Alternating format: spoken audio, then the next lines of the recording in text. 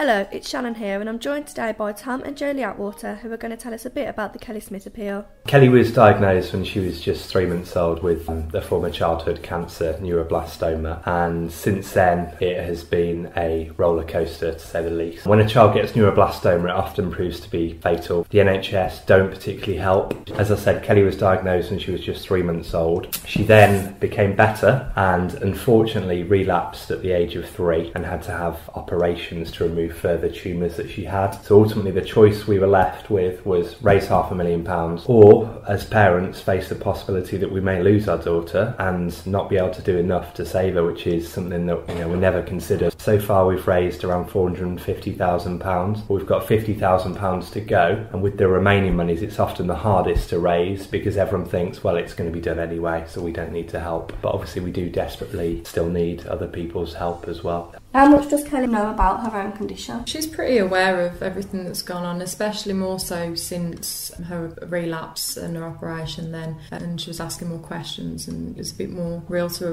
than when she was a baby. But she's very brave, she's become very used to it. Kelli, caused cancer, naughty lump. Kelli's grown up alongside a lot of adults as well, so she's slightly more emotionally mature than the majority of 5-year-olds. You always want to protect your children against things that they shouldn't know, but there comes a point where you're actually denying them information that they need so they can process normal thoughts. Kelli's friends, in inverted commas, have died of neuroblastoma. So there is this, slight worry from Kelli that she will relapse, and of course there's, huge worries for us. We didn't think it was fair not to tell Kelli the truth. She knows I have naughty lumps. She knows they won't be going away. She tries to be quite comforting to her dad, and she's quite empathetic, and she'll always give him cuddles and kiss his hair. So she does deal with it very well. I mean, obviously hard times are ahead in the future. Who knows how she's going to cope with that. But before I had a brain tumour, I used to live a very, very different life to now. Everything used to be about work, social life, whereas when you do, unfortunately, you do have to face death in various circumstances, your priorities entirely change. And we have fun now, we have a good time, and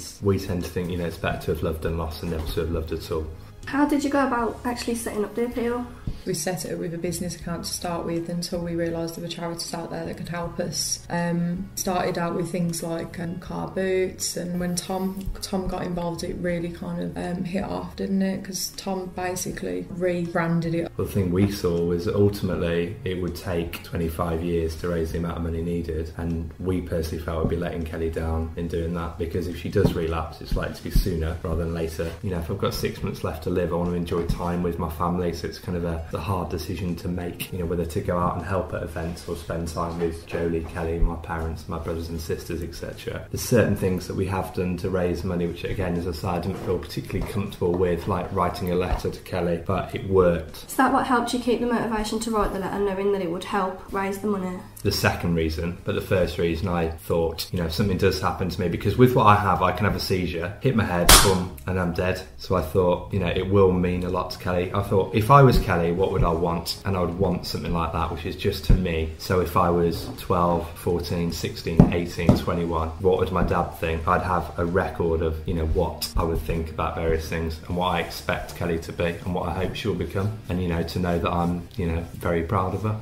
Has Kelli ever felt it hard leaving for school? She always comes to say goodbye, but I don't think she's ever found it particularly difficult because Jolie's always taken Kelli to school, and she understands as well about illness and the bad effects it can have. Was you expecting to get to this point so quickly? Maybe in a different manner, but I knew we'd try our absolute hardest to get there. It's very personal for me because kind of time's running out. Every time I look at Kelli and say goodnight to her, I feel personally, which is stupid of me, but I feel I'm letting her down. I wanted to make sure that before something happens to me, that money is there. The thing is, we've seen many children, friends of ours from the hospital, children that have had the same condition as Kelli, need money for treatment abroad, and they've, been fundraising, and unfortunately it's, become too late for them, and, their children have died, and we do not want to be in a position of needing the money and not having it. And if people do want to help to donate or fundraise, how do they go about doing that? If they could go on to